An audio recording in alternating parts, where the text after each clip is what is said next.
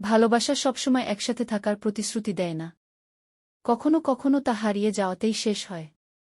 এই গল্প সেই এক ভালোবাসার, যার শেষটা না বলা থেকে গেছে। চুপচাপ। চিরদিনের জন্য। রিফাত আর আয়েশা গ্রামের ছোট্ট স্কুলে একসাথে বড় হয়েছে। একই বেঞ্চে বসা, টিফিন ভাগ করে খাওয়া, বিকেলে নদীর পাড়ে হাঁটা। একটাও ভালোবাসি বলা হয়নি কখনো। তবুও চোখে চোখ পড়লেই সব বোঝা যেত। একদিন আয়েশা শহরে চলে গেল পড়াশোনার জন্য। ফোনে কথা কমতে থাকল, উত্তর আসল দেরিতে।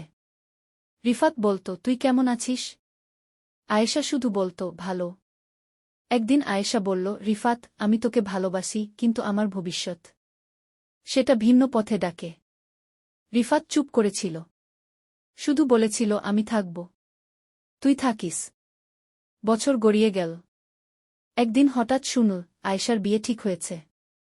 চোখের কোণে জল এলেও রিফাত কিছু বলল না। সে শুধু গেল সেই পুরনো সেতুতে, যেখানে একদিন আয়েশা বলেছিল, চিরদিন একসাথে থাকব।